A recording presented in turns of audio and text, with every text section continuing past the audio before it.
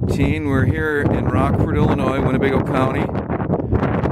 And this is Concord Commons. It's a public housing project. Well, it's represented as a public housing project in Rockford, Illinois. But it's not really. It's actually owned by a private owner who is the head Democrat in Rockford. Now, as you'll see, this complex is hundreds of units. Okay? These units go from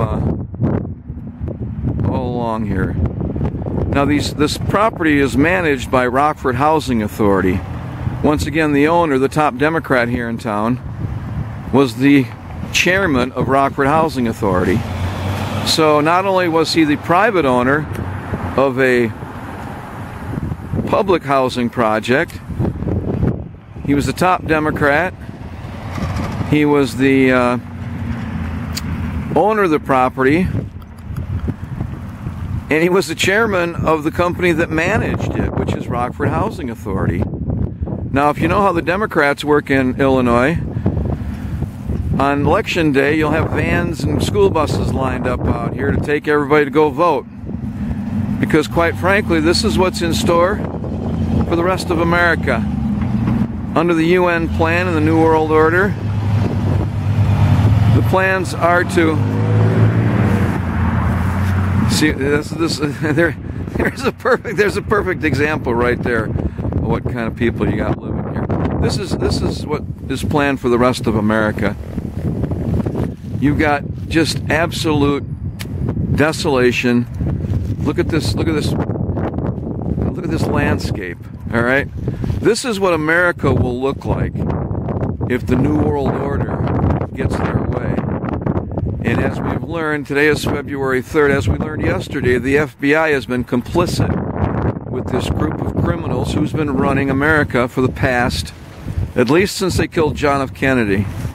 And they pretty much were running things before that. But since then, they've had absolute control of this country. So I've gotten wise to what's going on in America because in 1978, I was lured into a real estate deal in downtown Rockford by the owner of this property, the top Democrat in town. There'd been a murder at the property, and it had sat unable to sell it. It was on the market. They couldn't sell it. And so one of my church friends lured me and my brother into buying it. Well, we found out there was a murder there the year before we bought it, and it looked like that this guy, the top Democrat that owns this property, he was a top attorney in town too, and an alderman with the city of Rockford. His son is currently the city attorney for the city of Rockford. The guy that owned this property, the top Democrat, was also the campaign manager for the next three mayors. McNamara, John McNamara, 1981 to 1989. Box from 1989 to 1997. And then Doug Scott after that until 2005. So, Tom Meyer was the top Democrat here in town. He lured me into a real estate scam downtown for some clients who owned a property where there had been a murder. And it looks like the murder was probably committed by one of the owners of the property.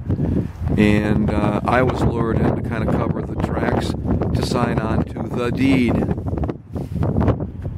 So, this Tom Meyer character, he lured me in with a church member in 1978. That church member quit a month after I signed on to the property. Within 6 months, he had another agent of his who was a good friend of mine from high school. This good friend of mine from high school is named Bruno. His dad worked for Rockford Housing Authority, for Tom Meyer. This Doug Bruno sent me a letter and promised to take care of the property while I was on my Mormon mission, if I just made him my partner. So I made him my partner, and a couple months later the city of Rockford condemned my property for no reason after we'd spent about $15,000 on improvements in plumbing and electrical. We went to Tom Meyer and asked him what to do. He said you can't fight City Hall, even though he was City Hall. Well, since then I learned I better become a journalist and figure out what's going on here in Rockford. And so, since then, I helped start a newspaper called the Rock River Times. And in 25 years, actually in 1996, worked as a journalist for 25 years. In 1996, we discovered that the cocaine from Little Rock, Arkansas, in the murder of the two boys on the tracks, which the Wall Street Journal called the most famous murder mystery in America, was coming to Rockford, Illinois. The cocaine courier that witnessed the murder of Kevin Ives and Don Henry in Saline County, where the country road met the railroad tracks, they stumbled on the CIA cocaine drops. And the guys that were picking up the cocaine were the Saline County prosecutor, allegedly, and two Arkansas state troopers, according to the courier who drove the cocaine to Rockford, Illinois. That murder mystery has never been solved yet. And in that time, I've been targeted by these people, by this cartel, by Tom Meyer, by the top Democrats. And as you'll know and have learned in the FBI MEMO, what this group of people do is they're protected by the FBI, because this all boils down to money. When you follow the money trail, it's all about the money. This Concord Commons here is where the political money comes from for all the dirty votes. Like I say, they line up the buses here on election day. And on election day, all these people are at the mercy of their landlord, the dirty top Democrat in town, Tom Meyer. Tom Meyer died in 2014. I won't say bless his soul. I don't think he had one. But what I found out in the past 6 months is that the person who owns my house was a partner of Tom Meyer. And now here's how that went. In 2002, the real estate partner that Tom Meyer set me up with in 1979, who then ended up getting my building condemned, got picketed by the labor union, who my partner Bruno's dad was the treasurer of. See, it's a cozy little system they got here, and it's all about the money. This is where all the money goes through. It's going to be used against the people here in town. It has been for 40 years. 40 years these guys have been running the show, and they're still in charge. Tom Meyer's son is the campaign manager to the current mayor of Rockford, Tom McNamara. Tom McNamara is named after Tom Meyer. And just to finish up here, how the money trail works, I found out in the past 6 months that the guy that owns my house was the banker, or I should say, he was the largest stockholder in the bank of the bank that mortgaged this property in 1978, October. Concord Commons never had to make a mortgage payment. You following me?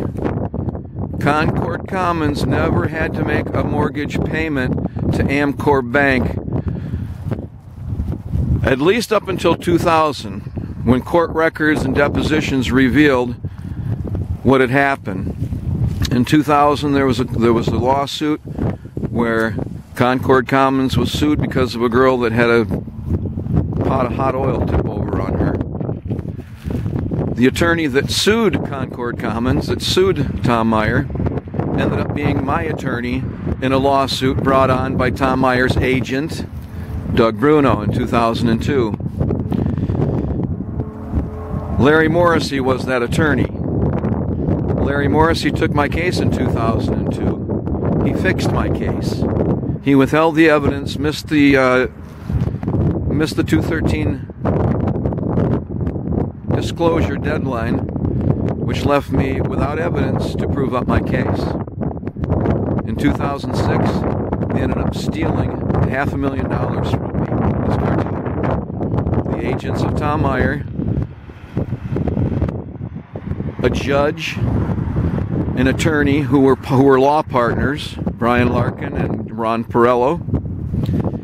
And then when Larry Morrissey became mayor, he turned me over to another attorney who ended up quitting a month before trial, and that's when I found out I had no evidence. So the dirty deeds that are done in this town are for a purpose. They're to keep the lid on the filthy people that are running Winnebago County, Rockford, Illinois. And as we've just found out, the FBI, how it protected the Clinton family, and how it tried to destroy Donald Trump, tried to frame him, who's the President of the United States right now, tried to frame the President of the United States. Do you see how little chance I had of fighting these guys here?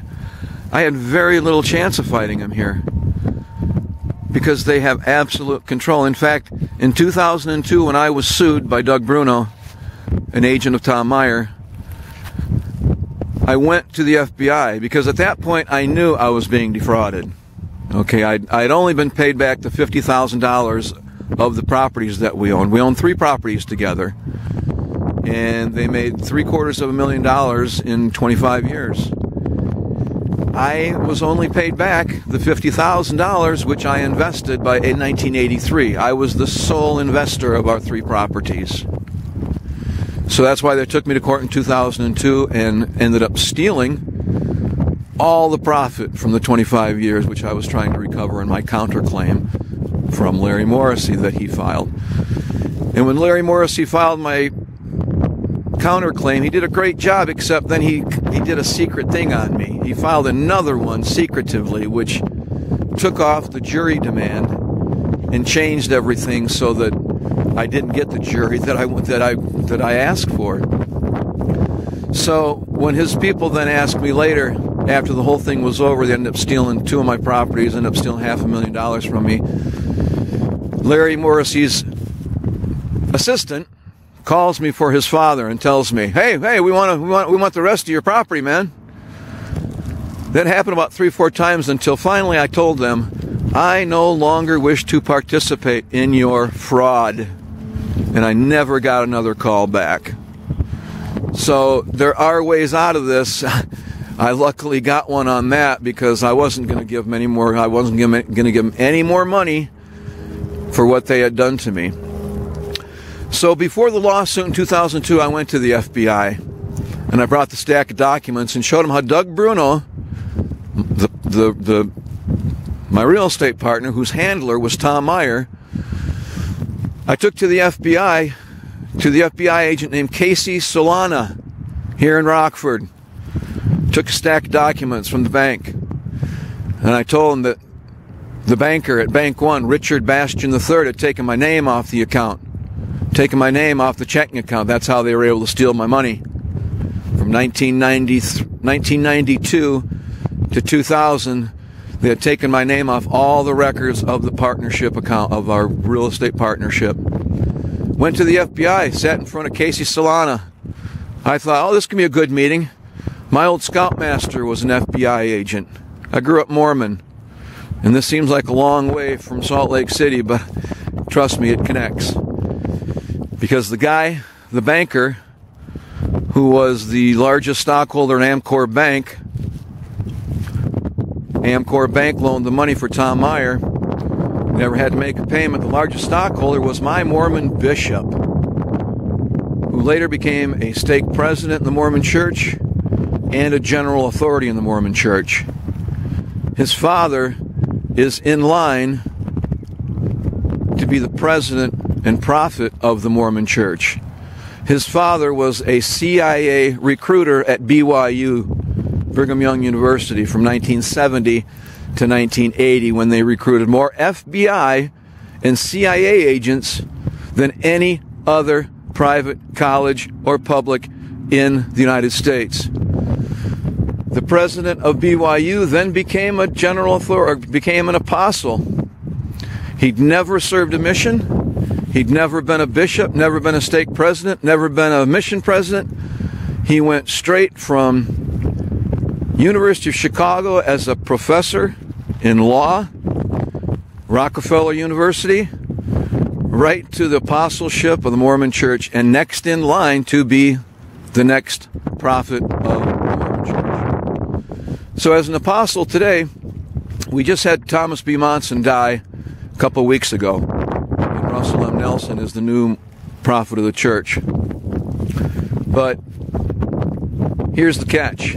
People don't know that the corporate structure in the church puts the president as the sole beneficiary of the assets of the church. Right now, as the Mormon church sits, there is the possibility that if this father-in-law of the owner, the former owner of Amcor Bank that financed Concord Commons, the largest cocaine outlet in Winnebago County for 40 years, if this man gets hold of the presidency of the Mormon church, he can sign over the assets of the $1 billion of the Mormon assets all across the country, can sign it all over to the New World Order, the CIA, and Joseph Smith's work will all be in vain.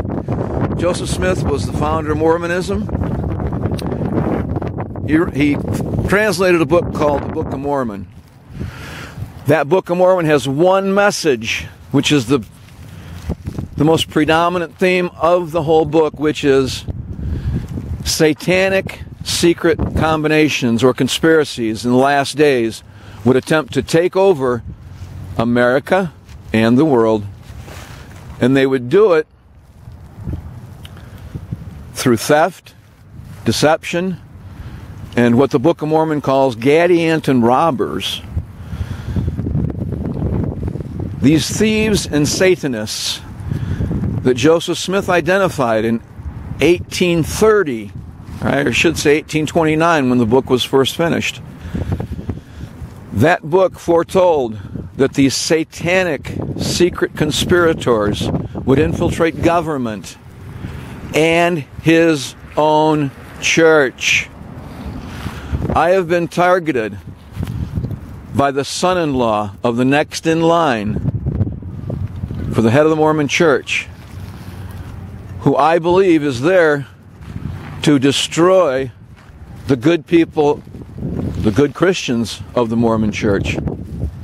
And I say this is a long way from Salt Lake City, but not that far from the history of the church, because the founder of Winnebago County was Stephen Mack.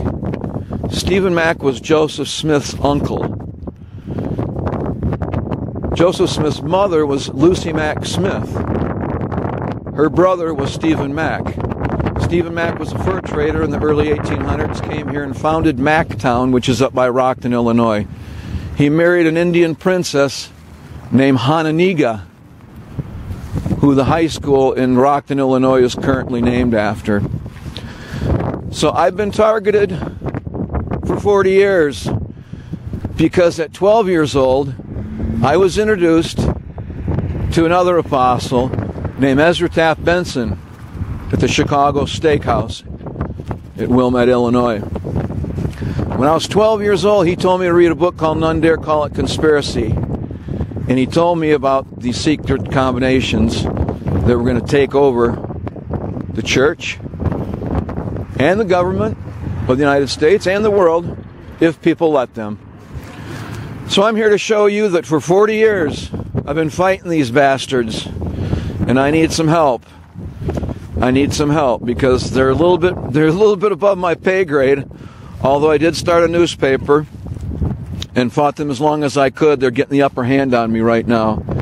And as we know, with yesterday and the FBI secret memo, the secret memo that's been released, the congressional analysis of how the FBI has been converting justice for the past, well, at least the past 2 or 3 years. But I can guarantee you, since my visit from the FBI in 2002, when I showed them the evidence, and he looked me in the eye, and he says there will not be an investigation. So I started writing down on my pad, there will not be an investigation. I said, why won't there be an investigation? He says, we protect the bank's rights, not yours. Let me say that again.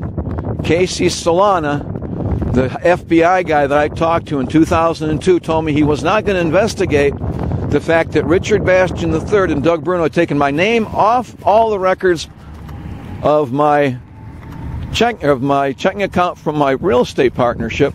of which I was the sole owner and investor. So as I'm writing this down on the pad, he says, "What you writing down?" I said, "What you just told me." He said, he said, "If I ever see that in writing, I'm not going to be very happy." So not only would there not be an investigation to protect the criminals here involved in stealing $500,000 from me and 2 of my properties, but he protects the bank's rights to steal from me. He told me he protects the bank's rights, not mine. And if I ever put it in writing, he wouldn't be very happy. Well, sorry, Casey, to make you unhappy today, but that's just the way it goes. Because you guys are exposed now, and it's time that the rest of America finds out why everything's been going to hell for as long as it has. And somehow, my own Mormon church, Deseret News, the spokesperson for the Mormon Church, told everybody to vote for Hillary Clinton in this past election. So if you ask me, there's been an infiltration in the church, because if I, a lone man, can find out what's going on, I'm sure the CIA would know that they're trafficking cocaine and have been for the past 40 years. And as we know, the higher-ups in the Mormon Church are very well connected to the CIA, at least the bad ones. And it's about time that everybody learn what's going on. So one more point. That son-in-law of next in line to be Mormon president and prophet, he's the owner of my property now, because these Mormon friends of mine stepped in to help me when the church, or I should say when the deep state stole $500,000 from me in court from 2002 to 2006. My church friend stepped in to help me out. The owner of the bank, son-in-law of the next prophet, could have loaned me the mortgage right there, but instead he had his company buy it in secret, and his team buy the property, and promised to sell it back to me if I just bought 6 of their properties. See, as a banker, you get foreclosed properties, and then his company ends up buying all these foreclosed properties from the crack and cocaine problems and heroin in Rockford. It's causing all the real estate taxes to go sky high, crime to go sky high, and for Rockford, Illinois to be the most dangerous city in America. So right now, instead of selling my property back to me, a brownstone fourplex in downtown Rockford. Oh yeah, Tom Meyer was the head of the Downtown Bullseye Committee with Richard Bystrom III at Bank One also. So one of the reasons I got really well targeted was because my property was downtown, and they knew at any time they could come in and do whatever they want to violate my rights in some way with the building department and shut me down. Well, that's what's going on right now, and that's why I'm making this video. Because right now, these guys need to be exposed. There's a criminal cartel that is operating within the Mormon Church locally here, and it's all about real estate, and I won't even talk about the sex clubs or the pedophilia. So I'm going to sign out right now. I can say I'm here in Rockford, Illinois. It's February 3rd, 2018. My name is John Bystrom. I'm a target of the Deep State, Deep Church Cocaine Cartel, and here I am exposing it. So do some research and find out just exactly what I'm telling you is the truth. So I'm going to sign out. Thanks for listening.